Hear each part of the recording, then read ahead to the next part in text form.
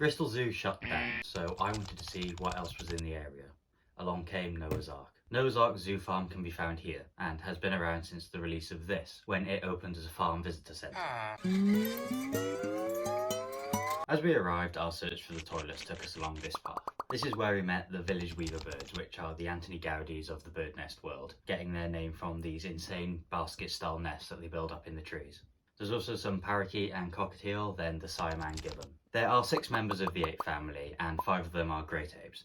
Gibbons are the only non-great ape, and Siamang gibbons are the largest in the family. We've not had much luck with these in the past because they're usually just sleeping or out of sight, so it was nice to see them up and swinging around for once. They do this thing with their neck where they'll blow up their air sac, which allows them to talk to each other and vocalise over long distances. At the top of this area, past these guys and some of these, is a corner full of really unimpressed looking owls. I guess that's just how they always look. There were boobook owls, barn owls, Ural owls, tawny owls, burrowing owls and great grey owls, which I think are the coolest looking owls. Their weird faces act as a satellite dish, improving their already incredible hearing, which allows them to hear a mouse's heartbeat under several feet of snow. There is also some falcons in this area, including the peregrine falcon, which is the fastest animal on Earth, hitting a record speed of 389 kilometers an hour, dwarfing some of the other world's fastest. They reach these speeds when they bomb down from the sky to take out various smaller to medium-sized birds like pigeons and doves. Despite telling you all this, I can't actually show you them because they were the only bird that decided to not make an appearance.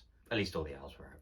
Next door in the barn is the Tamworth pig, the oldest pure English breed of pig, recognisable from its distinctive ginger hair. There's an Ankle cow which come from here and stand out due to their absolutely massive horns. They've got a large muscle on their shoulders which helps them cope with the added weight on their head, and the horns actually have blood circulation which cools down the blood as it goes through to help them cope with the extreme heats of Africa.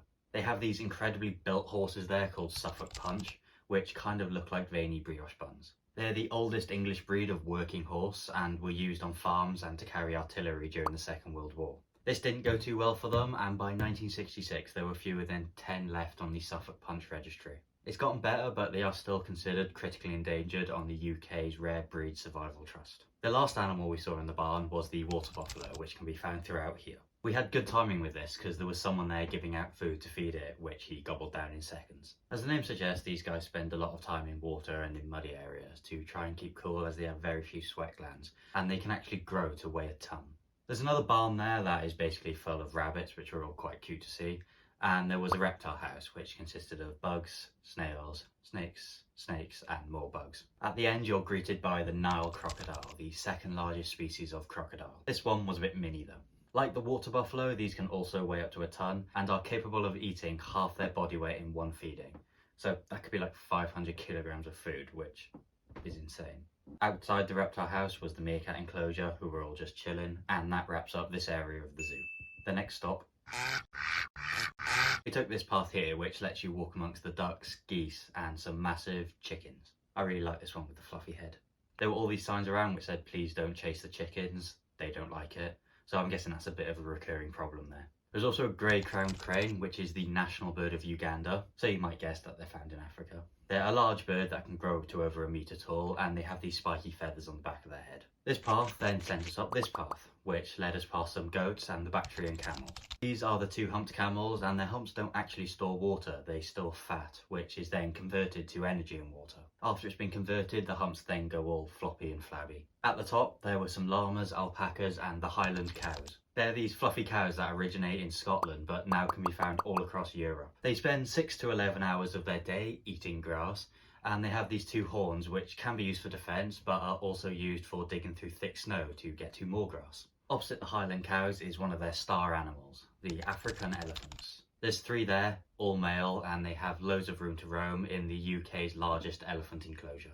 The one we saw close up is Sutton, who recently transferred from West Midlands Safari Park in May, and he came to learn from the other older male elephants. I think he was separated off, probably so they get used to each other, which was good because these 2 kept fighting. In the wild, male African elephants will say bye to their family to go and find a group of non-related females, or to group together with other males and form a bachelor herd. To facilitate this behaviour and avoid potential conflicts, zoos will typically only have one breeding male in a group, which then leaves a surplus of males, hence why these all-male groups are formed, with the aim of them eventually leaving one day. You can get a good view of all the elephants from the balcony or various points around the enclosure, and they're definitely one of the best animals to see there. After this, hunger struck, which made us double back to the cafe and then take this path.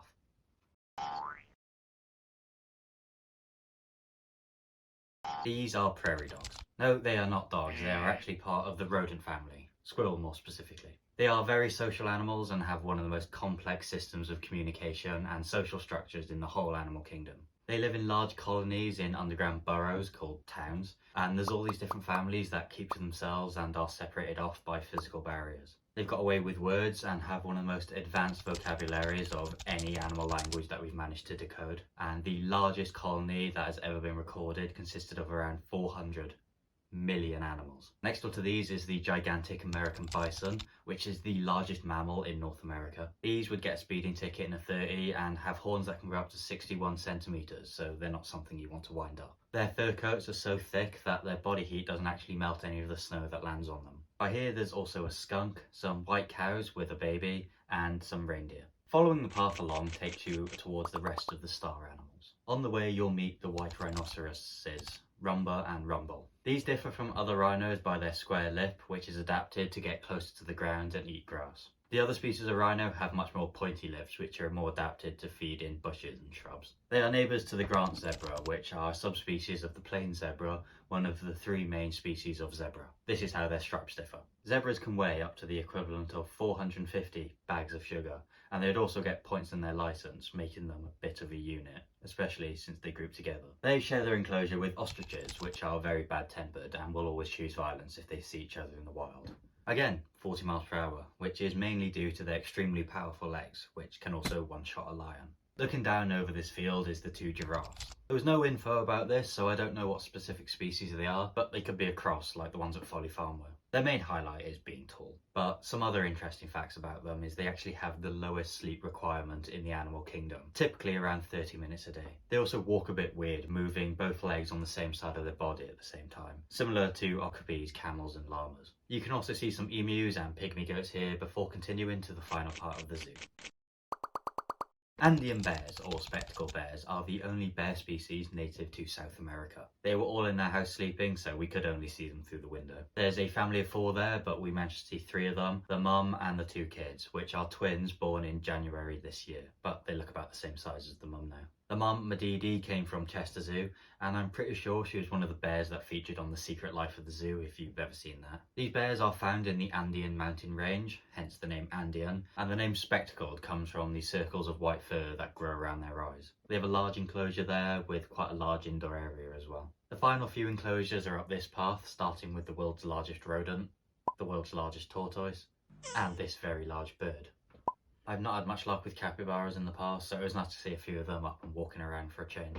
There was also some sleepy tapirs, a giant anteater, and a 6-banded armadillo, which gets its name from the 6 movable bands found within its armour. In the top corner is the African lion enclosure, and these were some large African lions. As we approached, there was a large crowd with several loud children, who I think must have been yelling at the lion or something, because she really looked like she wanted to murder them. As I got my phone out, she noticed and thought she'd come say hi, before following the kids back around the corner. Sadly, the fence proved too strong an obstacle and she returned to the rest of the very large lions. Lions are actually the only cat to live in groups, and you're lucky if you see them up and about because they would typically sleep for around 20 hours a day. He also used to have a male lion there, but sadly he died earlier this year. I've seen quite a few lions and I don't know if it's because one was close, but I definitely think these were the largest ones.